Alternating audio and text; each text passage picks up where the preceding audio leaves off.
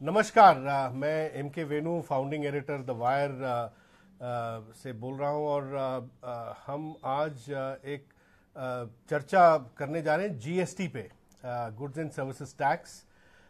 इतना बड़ा टैक्स कहा जा रहा है कि इंडिपेंडेंट इंडिया में इतना बड़ा टैक्स रिफॉर्म पहली बार ही हुआ है, मगर ताज्जुब की बात यह है कि जीएसटी को जो जीएसटी के जो यूजर्स जो हैं, जो 6 करोड़ छोटे व्यापारी, ट्रेडर्स, दुकानदार जो हैं, वो ये कह रहे हैं कि उन्हें अभी तक जीएसटी को किस तरह इस इतने बड़े टैक्स को इसका इम्प्लीमेंटेशन किस तरह हो रहा है उनको समझ में नहीं आ रहा। इसका कारण ये है कि ये जो जीएसटी जो 1 जुलाई से लागू होने जा रहा है, ये आप फिजिकली इसका टैक्स भर नहीं सकते। फिजिकली माने किसी ऑफिस में जाके, जैसे अभी जो टैक्स भरा जाता था, किसी भी टैक्स ऑफिस में आप जाके आप फॉर्म भर के आप टैक्स जमा कर रहे हैं, वो नहीं कर सकते, क्योंकि ये एक बहुत बड़ा एक मदर कंप्यूटर जिसे जीएसटी नेटवर्क कहा जा रहा है, वो सरकार ने उसको इस्टेब्लिश किया है और सारे जो छोटे व्यापारी दुकानदार उनको एक कंप्यूटर के जरिए ये टैक्स भरना पड़ेगा और महीने में 3 बारी जाके वहाँ रिटर्न फाइल करनी पड़ेंगी, कुछ इनवॉइसेस भी डालने पड़ेंगे। मगर समस्या ये है कि 70% छोटे दुकानदार व्यापारी जो हैं, जिनकी संख्या 6 करोड़ बताई जाती है, उनके वो कंप्यूटर लिटरेट नहीं है, उनके कईयों के पास कंप्यूटर भी नहीं है। तो ये सारी जो समस्या जो है, ये हमारे सर पे आज आ खड़ी हुई है और इस पे चर्चा करने के लिए हमारे साथ एक खास मेहमान है, प्रवीण खंडेलवाल, जो सेक्रेटरी जनरल हैं confederation of all India traders association के। और प्रवीण खंडेलवाल भी सरकार के साथ कई महीनों से ये इस इशू को लेके जूझ रहे हैं कि किस तरह जो छोटे व्यापारी, छोटे दुकानदार, उनको कंप्यूटर लिटरेट, कंप्यूटर इनेबल किया जाए ताकि वो इस टैक्स को समझ पाए और इस टैक्स को भर पाए, ताकि इतना बड़ा रिफॉर्म जो है वो इम्प्लीमेंट हो पाए। और इनके अंडर, जो confederation of all India traders के अंडर 40,000 छोटे फेडरेशंस हैं जो व्यापारियों के, दुकानदारों के। तो खंडेलवाल साहब, स्वागत है आपका इस प्रोग्राम पे। धन्यवाद। तो आप 1 जुलाई से अब ये इम्प्लीमेंट होने जा रहा है और जीएसटी नेटवर्क के जो चेयरमैन जो हैं नवीन कुमार, उन्होंने एक इंटरव्यू दिया ये कह के कि उनकी भी तैयारी पूरी नहीं है। उन्होंने जो सॉफ्टवेयर की टेस्टिंग भी नहीं करी है, जो 10 दिन की टेस्टिंग होती है, और वो उन्होंने भी कहा कि उन्हें टाइम चाहिए। आप भी, मैं देख रहा हूँ कुछ हफ्तों से आप टेलीविजन चैनल पे बोल रहे हैं जाके कि समय की ज़रूरत है और अभी प्रिपरेशन नहीं है। आप कैसे देख रहे हैं इस पूरे इम्प्लीमेंटेशन और डिज़ाइन जीएसटी का, कैसा चल रहा है? वेणु जी, सबसे बड़ी बात तो ये है कि इसमें कोई दो राय नहीं है कि GST will prove to be one of the best taxation system, at least for the country like India. ये आइडिया और प्रिंसिपल पे किसी को कोई एतराज नहीं, लेकिन आज जो सबसे बड़ी चुनौती है, ऐसे समय में जब 2 दिन केवल रह गए हैं जीएसटी देश में लागू होने में, बड़ी संख्या में जो छोटे व्यापारी हैं उनको जीएसटी के बेसिक फंडामेंटल्स की जानकारी नहीं है। उनको ये नहीं पता कि उनके कॉम्प्लायंस के ऑब्लिगेशंस क्या हैं। बड़ी संख्या में ये नहीं पता कि वो इनवॉइस किस तरीके से रेस करेंगे। इनवॉइस रेस करने के बाद उनको इनपुट क्रेडिट किस प्रकार से मिल पाएगा। रिवर्स चार्ज जो एक नया कॉन्सेप्ट है जो जीएसटी के अंदर में लाया गया है, उस रिवर्स चार्ज की इम्प्लीकेशंस और एप्लीकेशंस कैसे होंगी, कैसे वो लगाया जाएगा। ऐसे एक नहीं अनेक सवाल हैं जिनका सीधा संबंध जीएसटी के इम्प्लीमेंटेशन से है। अभी आपने कहा कि जीएसटी नेटवर्क के चेयरमैन ने कहा कि उन्होंने अभी टेस्टिंग नहीं करी है। ये एक बड़ा सवाल है, क्योंकि देश भर में जितने भी लोग हैं, अभी तक तो वो अपने अपने राज्यों से जुड़े हुए होते थे। अब सारा देश, लगभग 80 लाख लोग उस पोर्टल से जुड़ जाएंगे जिसके चेयरमैन का जिक्र अभी आपने किया। अब यदि वो पोर्टल टेक्निकल कारणों से कंपैटिबल नहीं है, तो फिर ये पूरा एक सवाल खड़ा करता है कहीं ना कहीं जीएसटी की पूरे सिस्टम के ऊपर। ये बात ठीक है कि उस पोर्टल की जो एक्चुअल आवश्यकता है वो हमको पहली बार पड़ेगी सितंबर के महीने में, जब हम सब लोग अपनी रिटर्न उसके साथ दाखिल करेंगे और उसकी टेस्टिंग होगी पहली बार 11 तारीख को, जब सभी लोगों का परचेज रजिस्टर वो पोर्टल बना करके भेजेगा। तो आप कह रहे सारे व्यापारी दुकानदार ये एक अपने कंप्यूटर के जरिए ही ये रिटर्न फाइल कर सकते हैं इसमें? देखिए इसमें दो तरीके हैं। एक तरीका तो ये है कि उस पोर्टल में एक ऑफलाइन टूल है, एक्सेल शीट पर आप अपना स्टेटमेंट बनाएं और आप उसको वहां पर फाइल कर दें, लेकिन फिर हर जीएसटी पोर्टल पर। ओके। लेकिन जितना काम आप करेंगे आपको हर बार एक्सेल शीट बनानी पड़ेगी और उस एक्सेल शीट को आपको वहां पर अपलोड करना होगा। दूसरा तरीका यह है कि यदि आप कोई टेक्नोलॉजी का सॉफ्टवेयर, कौन अपलोड करे? दुकानदार करेगा अपलोड? दुकानदार करे या दुकानदार का कोई प्रतिनिधि करे। कहाँ जाके करे? कोई जीएसटी सेंटर होगा? जीएसटी नेटवर्क का जो पोर्टल है उस पर करेगा। उसके लिए जाएगा कहाँ? उसके लिए या तो उसके पास स्वयं के पास कंप्यूटर होना चाहिए या कोई, मैं आपसे बड़े बेसिक सवाल इसलिए पूछ रहा हूँ क्योंकि दुकानदार भी यही सवाल पूछ रहे हैं। हाँ, क्योंकि या तो उसके पास में कंप्यूटर होना चाहिए या वो किसी ऐसे व्यक्ति की मदद ले जिसके पास में कंप्यूटर है।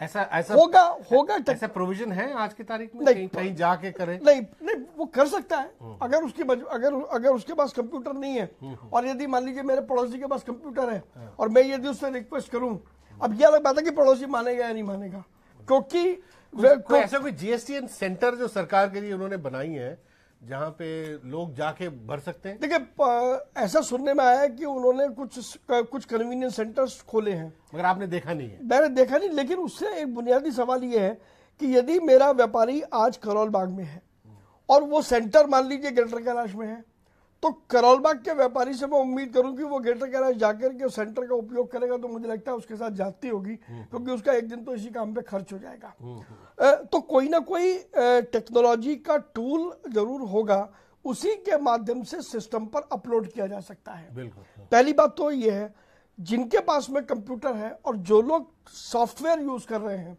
अकाउंटिंग सॉफ्टवेयर किसी भी कंपनी का, उस सॉफ्टवेयर के माध्यम से वो जीएसटी नेटवर्क तक जा सकते हैं। जीएसटी नेटवर्क ने 34 कंपनियों को जीएसपी का दर्जा दिया है, यानी कि गुड्स जीएसटी सुविधा प्रोवाइडर। उन्होंने भी कहा है कि उनको टाइम चाहिए। वो भी जीएसपी भी मांगता है कि टाइम चाहिए, क्योंकि वो भी प्रिपेयर्ड नहीं क्योंकि जीएसपी भी जब काम करेगा जब जीएसटी नेटवर्क का पोर्टल उनको एपीआई देगा। अब कब वो एपीआई देगा और कब जीएसपी काम करेगा, ये एक बड़ा सवाल है। बट ये क्योंकि टेक्नोलॉजी का है, व्यापारी को इससे कोई लेना देना नहीं है। हमें सुविधा मिलेगी तो हम जाएंगे। लेकिन सबसे बड़ी जो चुनौती है कि देश में 60% व्यापारी अभी ऐसे हैं जिनके पास कंप्यूटर नहीं है। कॉम्प्लायंस मुझे जीएसटी में कैसे करनी है उसकी मुझे जानकारी नहीं है। In spite of the best efforts of our organisation, हमने 120 दिन के अंदर 136 कॉन्फ्रेंसेस पूरे देश भर में करी हैं। ये आप अपने ऑर्गेनाइजेशन की बात करें? जी, confederation of all India traders ने की है। सरकार ये कहती है कि सरकार ने भी आउटरीच किया है। सरकार ये कह रही है कि सरकार प्रिपेयर्ड है, ये रेवेन्यू सेक्रेटरी साहब ने बोला कि व्यापारी प्रिपेयर्ड नहीं है। नहीं, लेकिन अब व्यापारी प्रिपेयर्ड कैसे होगा? क्या हमने इस बात को विजुअलाइज किया कि जिस दिन जीएसटी रोल आउट होगा और टेक्नोलॉजी की जरूरत पड़ेगी तो जो हमारा स्टेक होल्डर है, क्या हम उसको टेक्नोलॉजी के साथ एम्पावर कर दें? ऐसा तो हुआ नहीं है। तो फिर सवाल ये है कि मुझे टेक्नोलॉजी किसी से उधार लेनी पड़ेगी या मैं उधार की टेक्नोलॉजी पर काम करूंगा। तो जीएसटी जैसे सिस्टम में उधार की टेक्नोलॉजी पर मैं कितने दिन काम करूंगा, ये एक बड़ा सवाल है। हमने सरकार को ये सुझाव दिया कि जब तक ये 60% व्यापारी टेक्नोलॉजी से जुड़ नहीं जाते, मतलब इनको एक कंप्यूटर की जरूरत पड़ेगी और किस तरह उसको ऑपरेट करना है और जीएसटी नेटवर्क से जुड़ना है, जीएसटी जी इसका उनको पूरा एक इंस्ट्रक्शन। देखिए मैनुअल आप कर सकते हैं, मैनुअल में कहीं कोई रुकावट जीएसटी में नहीं है, लेकिन मैनुअल करने के बाद भी मैनुअल कैसे कर सकते हैं अगर वो कंप्यूटर में अगर फाइल करना है? मैनुअल ऐसे कर सकते हैं बिकॉज वो इनवॉइसेस तो कंप्यूटर में चेक हो रही है ना। दो बातें ना जी, अगर आप मेरी दुकान पर आए, मेरे पास कंप्यूटर नहीं है तो मेरा व्यापार उससे बाधित नहीं होगा, मैं आपको मैनुअल दे सकता हूं। लेकिन मुझे उस मैनुअल में जाके उसको अपलोड करना अपलोड तो मेरी डबल एक्साइज हो जाएगी। मतलब कंप्यूटर में ही होगा ये होगा। हमें हमारा पूरा सिस्टम यानी जीएसटी पोर्टल के साथ या सरकार के साथ जो हमारा संवाद होगा वो मैनुअल नहीं है, उसके लिए तो मुझे टेक्नोलॉजी के थ्रू जाना ही पड़ेगा। हाँ। तो हमने सरकार को ये सुझाव दिया कि देश भर में जो हमारे व्यापारी संगठन हैं, लगभग 20,000 से ज्यादा संगठनों के अपने ऑफिसेज हैं, तो सरकार उन ऑफिसेज को जीएसटी फैसिलिटेशन सेंटर के रूप में कन्वर्ट करते। ये सुझाव में कुछ रिस्पांस आया? अभी तक तो कोई रिस्पांस नहीं आया, लेकिन सुझाव हमने दिया है। और वो यदि फैसिलिटेशन वहां हो जाता है तो हमारे वो व्यापारियों को सुविधा होगी, वो वहां जाकर के टेक्नोलॉजिकली टैक्स कंप्लाइंट बन सकते हैं। दूसरा सुझाव हमने दिया कि आप बाजारों के अंदर डिजिटल कियोस्क लगा दीजिए।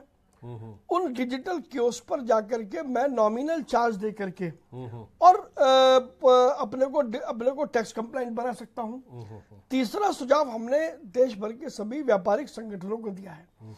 हमने उनसे कहा कि वो अपने यहाँ इस बात को आइडेंटिफाई करें कि ऐसे कौन से व्यापारी हैं जिनके पास कंप्यूटर नहीं है, और फिर उनको 20 के क्लस्टर में, 30 के क्लस्टर में, 40 के क्लस्टर में एक क्लस्टर बना लें और उस एक क्लस्टर को एक ऐसे अकाउंटेंट के साथ जोड़ दें जिसके पास टेक्नोलॉजी है, जिसके पास कंप्यूटर है, और उसकी जिम्मेदारी हो कि वो उन 20, 30, 40 व्यापारियों के क्लस्टर को टेक्नोलॉजी इनेबल्ड कर दे। अगर ये सारी बातें अगर सरकार मान जाए तो इसको इंप्लीमेंट करने में कितना टाइम लगेगा? 6-8 महीने? देखिए, हमारे ट्रेड एसोसिएशन तो आज से और अभी से तैयार है।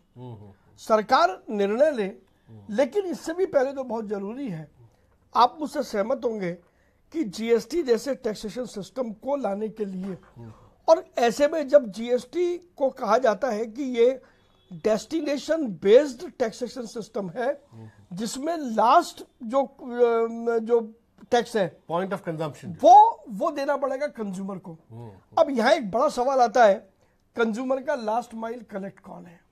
कंज्यूमर का लास्ट माइल कलेक्ट है ट्रेडर। अगर हमने उस ट्रेडर को एजुकेट और एम्पावर नहीं किया तो सारे सिस्टम में कहीं ना कहीं डिस्टॉर्शंस आने की संभावना रहेगी। अभी क्या लगता है आपको, इस लेवल ऑफ अभी के जो प्रिपरेशन का जो लेवल है, इसमें आपको लगता है कि ये स्मूथ इंप्लीमेंटेशन होगा? देखिए वेणु जी, भारत जैसे जो देश है जिसमें इतनी बड़ी विशालताएं हैं और भिन्नताएं हैं, और उसमें इतना बड़ा टैक्स रिफॉर्म है, कभी भी ऐसा कोई भी कदम आएगा तो शुरुआती दिनों में उसको लेकर के भय, संशय, चिंताएं, कंसर्न्स, इश्यूज तो आएंगे ही आएंगे, वो इसमें तो कहीं कोई दो राय नहीं है। और ऐसे समय में जब लोगों को कंप्लायंस नहीं पता तो थोड़े से ज्यादा आएंगे। मुझे लगता है कि सरकार को, और जैसा भी आपने जीएसटी नेटवर्क के विषय में कहा, तो मेरे भी दिमाग में आता है कि आज हम वित्त मंत्री श्री अरुण जेटली जी को एक पत्र लिखें और उनको यह आग्रह करें कि अभी फिलहाल के लिए जो बुनियादी जरूरत है हमारी रिटर्न फाइलिंग, हम जीएसटी को क्या हम केवल उस तक महदूद रखें, और जो और इश्यूज हैं, ई वे बिल का इशू है, HSN कोड का इशू है, रिवर्स चार्ज मैकेनिज्म का इशू है, या ऐसे जो 3-4 इश्यूज हैं, और वो पेनल्टी क्लॉज जो है, पेनल्टी क्लॉज है। हाँ। इन इश्यूज को आपने रिक्वेस्ट किया कि उसको पोस्टपोन करें। हमने कहा कि जब तक व्यापारी सीख न जाए किस तरह ये टैक्स, खाली व्यापारी नहीं, गवर्नमेंट को के लिए भी ये लर्निंग एक्सपीरियंस होगा, क्योंकि ये टैक्सेशन सिस्टम व्यापारी के लिए भी और गवर्नमेंट के लिए भी नया है।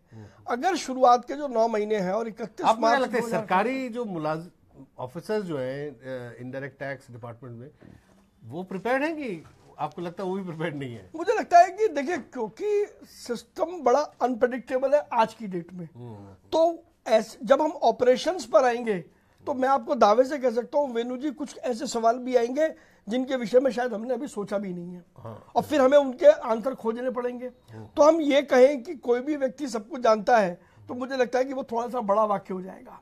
तो क्यों ना हम इस सिस्टम को ऐसा एडॉप्ट करें जिसमें मैक्सिमम वॉलंटरी कॉम्प्लायंस के द्वारा हम टैक्स कॉम्प्लाइंट हो जाएं, और जो इसके कुछ और फंडामेंटल्स बिंदु हैं उनको समय के साथ लोगों को समझा करके और लोगों को बता करके उनकी रजामंदी से अगर हम उसको धीरे धीरे करके इंक्लूड करते जाएंगे तो 1 साल में ये सिस्टम स्टेबल और एबल टैक्सेशन सिस्टम हो सकता है। एक और सवाल मैं आपसे पूछना चाहता हूँ, मैंने छोटे व्यापारियों से बात किया कई जगह, वो ये कह रहे हैं कि उनके पास वकील और अकाउंटेंट आ रहे हैं और छोटे दुकान जो चलाते हैं, जिनका टर्नओवर 1-2 करोड़ हो सकता है साल का, वो कह रहे हैं कि वो उनकी कमाई मतलब महीने की 1,80,000 से 1 लाख होती है। लॉयर वकील आके बोल रहा है कि आप हमें 10,000 रुपये महीना दीजिए, हम आपका सारा काम करेंगे, उनको पता नहीं कुछ। तो ये ट्रांजैक्शन कॉस्ट छोटे व्यापारियों का एकदम बढ़ रहा है, और ये जो चीज़ बड़ी इंडस्ट्री को ये ज़्यादा खटकती नहीं, क्योंकि उनके पास रिसोर्सेज हैं। और अभी तक जो जीएसटी का जो आउटरीच सरकार की तरफ से भी हुआ है, अब रेवेन्यू सेक्रेटरी जो हसमुख दिया, वो बड़े बिजनेस चैनलों के जरिए बड़े उद्योगों के साथ ही डायलॉग चल रहा है। मेरे हिसाब से अभी तक कि छोटे व्यापारियों के एसोसिएशन का इनका डायलॉग हुआ अभी नहीं हुआ। हालांकि सीआईआई ये क्लेम कर रही है, उन्होंने हमारे सीआईआई के डायरेक्टर जनरल ने एक लेख भी लिखा है हमारे वायर में कि सीआईआई ने अपना एक वेब के जरिए एक सेमिनार कर रहे हैं छोटे व्यापारियों के साथ, मगर छोटे व्यापारी बोल रहे हैं उनको पता नहीं, मुझे ही नहीं पता। आपके द्वारा मुझे पहली बार पता लग रहा है कि सीआईआई ने कोई ऐसा किया है। देखिए, ये जो बड़े संगठन हैं, ये हमेशा छोटे व्यापारियों के नाम पर राजनीति करते आए हैं। ये इस बात को भी कहीं ना कहीं सरकार को भी समझना होगा और इनको भी समझना होगा कि अब वो जमाने चले गए। अब छोटा व्यापारी अपने आप में सक्षम है अपनी बातों को कहने में, हमें उनकी बैसाखियों की सरकार का तो ज्यादातर वक्त इन 2-3 बड़े उद्योगों के एसोसिएशन के साथ ही गुजर रहा है। अब ये एक प्रथा चली आ रही है 70 साल से, इसमें कहीं ना कहीं बदलाव की जरूरत है। अभी आप जो छोटे व्यापारी का जिक्र कर रहे थे, 2 अच्छे प्रोविजन जीएसटी के अंदर में जो हमें समझना चाहिए। एक तो 20 लाख तक की जिसकी एनुअल टर्नओवर है एग्रीगेट, अगर वो 20 लाख तक की उसमें है तो उसको जीएसटी में आने की आवश्यकता नहीं है। तो जो बहुत छोटा व्यापारी है उसको जीएसटी से घबराने की जरूरत नहीं है। इसके बाद 20 लाख कम नहीं लगता आपको? क्योंकि मैंने जब छोटे दुकान में जब जाता हूँ, बिल्कुल जो सुबह जो दूध ब्रेड भी बेचता हूँ और भी चीजें जो ग्रोसरी के आइटम्स, वो कह रहे हैं कि 20 लाख तो बहुत कम है। वो तो लेकिन उन लोगों का 1-1 करोड़ टर्नओवर होता है और उनकी मार्जिन होती है 1 करोड़ में 6% मार्जिन। हिंदुस्तान लीवर 6%, अगर आप एवरेज 5% मार्जिन लेके चले और चीजों में और भी कम, तो अगर 1 करोड़ का टर्नओवर में उसकी अपनी आमदनी, वो कह रहा है कि अगर इलेक्ट्रिसिटी चार्जेस, ये चार्जेस और जो लड़के रखते हैं डिलीवरी के लिए, वो सब काट के तो उनका कुछ बचता नहीं है। नहीं, लेकिन इसमें वेणु जी 2 बातें ना, 20 लाख के अलावा फिर इसमें एक दूसरी जो स्कीम है वो है कंपोजिशन स्कीम। 75 लाख रुपए तक की जिनकी एनुअल टर्नओवर है, उनको जीएसटी से रजिस्टर तो कराना है, लेकिन रिटर्न उनको तिमाही भरनी है, टैक्स उनको तिमाही भरना है, मतलब और किसी एक क्वार्टर में एक बार, एक क्वार्टर में एक बार। और सबसे बड़ी बात कि उनको किसी भी प्रकार की कोई अकाउंट बुक्स रखने की जरूरत नहीं है। तो ये जो आप बोल रहे हो, इसका थ्रेशोल्ड बढ़ा नहीं सकते? 1 करोड़ या 2 करोड़ तक का टर्नओवर वाले, उनको 1 क्वार्टर में एक बार ही भरना है, और बुक्स, इनवॉइसेस, जो 1000 किस्म की पेपर वर्क, इनका पेपर वर्क कम हो सकता है? देखिए, इसमें तो पेपर वर्क ही नहीं है। 75 लाख, वही मैं कह रहा हूं, अगर इसकी लिमिट बढ़ सकती है। मुझे लगता है कि आने वाले समय में जमीनी हकीकत को देखने के बाद सरकार को भी कहीं ना कहीं महसूस होगा, और ये 75 लाख की जो लिमिट है ये कम से कम 1 करोड़ होनी चाहिए। हालांकि सरकार ने एक अच्छा काम किया, पहले ये प्रस्तावित 50 लाख थी, जिसको बढ़ा करके सरकार ने 75 लाख किया।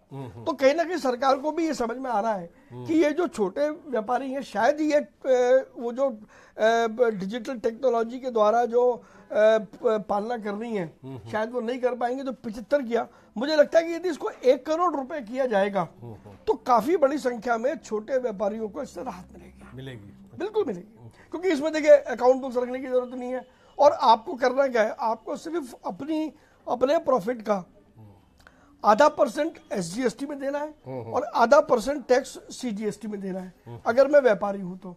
और अगर मैं मैन्युफैक्चरर हूं तो मुझे 1% CGST में देना है, 1% SGST में देना है, और तो मुझे इसके अलावा कुछ करना नहीं है।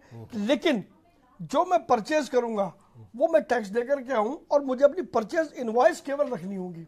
इसके अलावा मुझे किसी किस्म की कोई ना टेक्नोलॉजी की जरूरत है, ना मुझे कोई अकाउंट बुक्स रखनी है, और ना कुछ होना है। तो ये 2 प्रोविजंस के कारण से मेरा अपना ऐसा अनुमान है कि लगभग 2 से 3 करोड़ व्यापारी इन दोनों प्रोविजंस में आ जाएंगे। आ जाएंगे। तो छोटे व्यापारी को एक बड़ी राहत मिलने की संभावना दिखाई देती है।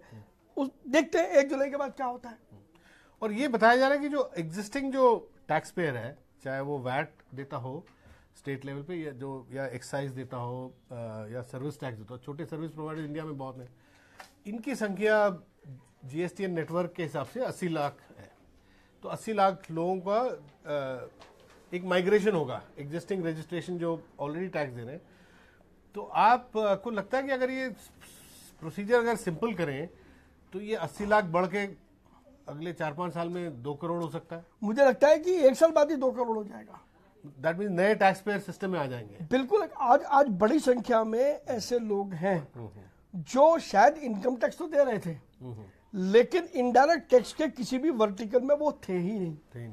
लेकिन जीएसटी में आने के बाद, क्योंकि जीएसटी का जो लैंडस्केप है, अगर आप उसको ध्यान से देखें तो वो लैंडस्केप काफी बड़ा हो गया। उसमें न केवल गुड्स और services, but in furtherance of business अगर एक्सचेंज है, बार्टर है, लीज है, रेंट है, ट्रांसफर है, लाइसेंस है, डिस्पोजल है, या import of goods and services है, तो इसमें एजेंट भी अगर काम कर रहा है तो एजेंट भी इसी परिधि में आ गया। तो इसका जो दायरा है वो काफी बड़ा होगा, और जब दायरा बड़ा होगा तो टैक्स पेयर का जो नेटवर्क है वो निश्चित रूप से बढ़ेगा। और उसका जो सबसे बड़ा फायदा होगा वो ये हो सकता है कि जब ये इनडायरेक्ट टैक्स का दायरा बढ़े तो एक स्टेज वो आएगी, हो सकता है शायद वो 2019 ही हो, जब इनकम टैक्स का जो स्लैब है वो स्लैब कहीं ना कहीं नीचे आएगा। तो वो एक आशा हमको जरूर लगती है। मगर ये बड़े दायरे की आपने बात करी, एक जो अर्थशास्त्री जो एक क्रिटिसिज्म उनका ये है कि ये जीएसटी एक किस्म से आधा पका हुआ जीएसटी है, क्योंकि इसमें बड़े बड़े जो सेक्टर हैं, पेट्रोलियम जो जिससे 25% रेवेन्यू आता है स्टेट्स का, वो बाहर है, अल्कोहल बाहर है, रियल एस्टेट बाहर है, क्योंकि स्टैम्प ड्यूटी, आदान प्रदान, रियल एस्टेट सेल परचेज में स्टेट्स अपनी स्टैम्प ड्यूटी लगाएंगी। तो और पेट्रोल में आप देखिए, अगर आप डीजल जो कि आम किसान भी इस्तेमाल करता है, इस पे अगर टोटल टैक्स ले, वैट और सेंट्रल 50%, 45 से 50% जो कि जीएसटी के अंदर सिन गुड्स में लागू है, जो कि ज्यादातर जीएसटी में 18% में है, कहाँ 18% और कहाँ डीजल में तो ये सब आपको लगता है कि ये, लेकिन इसमें मैं एक बात जरूर कहूंगा, इसमें तो आपको लगता है कि पेट्रोलियम को भी लाना चाहिए? पेट्रोलियम की भी आनी चाहिए और पेट्रोल आएगा भी। पेट्रोल को लाए बगैर जीएसटी को हम आपके एसोसिएशन के पेट्रोल डीलर्स भी तो आपके एसोसिएशन में होंगे। हम सीमलेस नहीं कह सकते, लेकिन इसमें यदि हमारे को दोष देना है तो हमें देना पड़ेगा स्टेट गवर्नमेंट को। इसमें केंद्र सरकार का कोई दोष नहीं है। वो तो स्टेट गवर्नमेंट, क्योंकि कारण क्या है, स्टेट गवर्नमेंट अपना हक नहीं छोड़ना चाहती।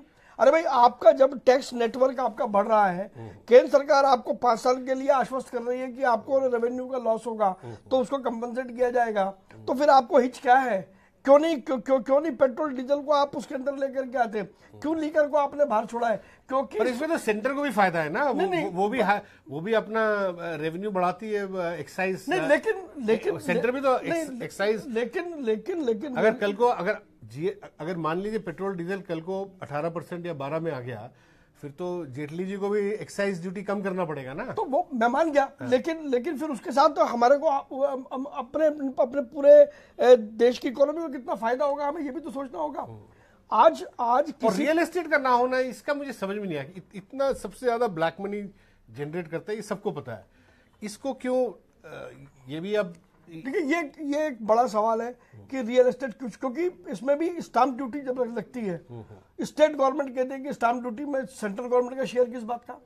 ये रियल एस्टेट तो मेरे स्टेट में हो रहा है। हर चीज पूल करके डिवाइड हो रहा है, तो सब कुछ होना चाहिए। तो कहीं तो उस समय मुझे जहां तक मेरी जानकारी है, रियल एस्टेट में मानता हूं कि ये स्टेट गवर्नमेंट चाहती है कि अब वो उस पर उनका फ्रीडम रहे कितना स्टैम्प ड्यूटी लगाए। हाँ। मगर ये भी देखना जरूरी है कि आज के तारीख में 15 तो बीजेपी की सरकार है ना 15 स्टेट्स में, तो कम से कम वो अपने स्टेट्स में तो लागू करें। सर, जिस वक्त स्टेट की बात आती है तो ये हमने बैठ में भी देखा है कि जब एम्पावर्ड कमेटी की मीटिंग होती थी तो वो सारे स्टेट के लोग एम्पावर्ड कमेटी के मेंबर होकर के डिसीजन लेते थे, और उन्हीं लोगों ने फिर अपने स्टेट में जाकर के लिए अपने डिसीजन की धज्जियां उड़ाई हैं। जो कम से कम जीएसटी में नहीं हो सकता, क्योंकि जीएसटी काउंसिल की रजामंदी जरूरी है। तो कहीं ना कहीं स्टेट्स को भी हमें कॉर्नर करना होगा इन बातों के मतलब आगे जाके इस जीएसटी को रिफाइन करना पड़ेगा। हमें हर स्टेट, मतलब रेट्स भी कम करने पड़ेंगे, हमें हर स्टेट गवर्नमेंट को जाकर के ये हमें उनको कहना होगा कि आप पेट्रोल, डीजल और अल्कोहल को इससे बाहर नहीं रख सकते हैं, लाना पड़ेगा, आपको लाना पड़ेगा। तो उसके लिए एक सर्वानुमति बनाने में खाली सरकार से बात नहीं बनेगी, स्टेक होल्डर्स को भी प्रेशर क्रिएट करना पड़ेगा स्टेट गवर्नमेंट्स के ऊपर। एक और बड़ा सवाल, मैं आखिरी सवाल पूछ के इसको वाइंड अप करूंगा हमारे इस चर्चा को। ये एक फिलोसॉफिकल मुद्दा है। ये डिमोनेटाइजेशन के दौरान, नोटबंदी के बाद और अब जिस तरह ये हो रहा है, छोटे व्यापारियों को ये एक बड़ी उनको एक शक है उनके दिमाग में, और उनके शक भी है और थोड़ा डर भी है, जो कि आपके जो संघ परिवार के स्वदेशी जागरण मंच ने भी इसका काफी इस बात को कहा है। वो ये कि एक जबरदस्ती छोटे व्यापारियों को और छोटे जो सर्विस प्रोवाइडर्स को एक फॉर्मल इकोनॉमी में लाने की कोशिश की जा रही है, और ये एक नेचुरल तरीके से नहीं हो रहा और इनको पुश किया जा रहा है, और इससे उनको नुकसान बहुत होगा, दोनों नोटबंदी और ये जीएसटी को लेके। और इससे बड़े उद्योग बड़े खुश हैं, ग्लोबल कैपिटल इससे बड़ा खुश है। उन्हें लग रहा है कि भाई जितना फॉर्मलाइजेशन हो उतना उनका जो मार्केट शेयर बढ़ेगा। तो इससे आप सहमत हैं? देखिए, कुछ हद तक ये मतलब एक फिलोसॉफिकल लेवल पे सहमत है। देखिए, किसी ना किसी स्तर पर जो कॉरपोरेट हाउसेज है या जो मल्टीनेशनल कंपनीज है, उनके लिए हिंदुस्तान एक बहुत बड़ा बाजार है। हमारे लिए ये बाजार नहीं है, हमारे लिए ये रोजी रोटी कमाने का जरिया है, जहां से, तो इसलिए हम इमोशनली इस बाजार से जुड़े हैं, वो कमर्शियली इस बाजार से जुड़ना चाहते हैं। ये बुनियादी फर्क है। तो वो कोई भी मौका नहीं छोड़ेंगे कि जब वो हिंदुस्तान में आकर के, या हिंदुस्तान वाले जो कॉर्पोरेट हाउसेज हैं वो यहाँ आकर के उन आइटमों पर कब्जा ना करें जिन पर आज हम काम कर रहे हैं। तो ये जो सिस्टमेटिक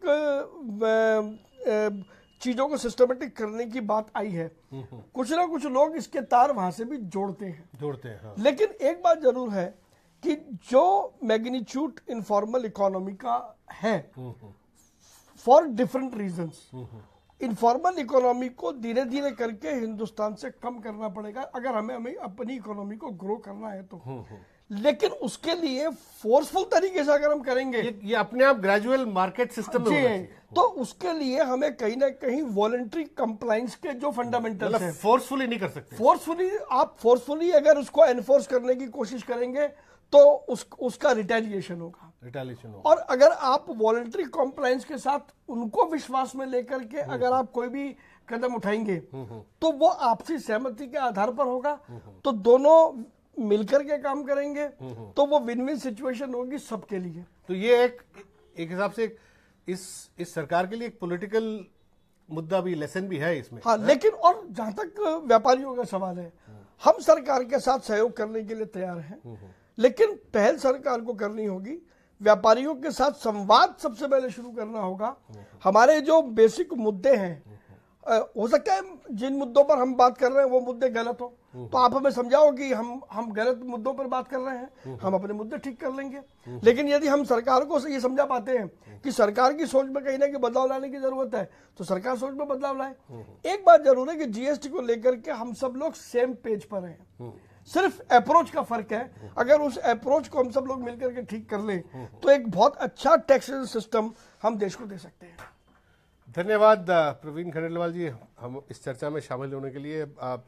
आपसे बात करके छोटे व्यापारियों का जो पर्सपेक्टिव है वो सामने आया है, और इसकी ज़रूरत है, क्योंकि बड़े सरकार के बड़े लोग बड़े उद्योगों से ही बात कर रहे हैं आजकल। धन्यवाद। ये विडंबना है। Thank you.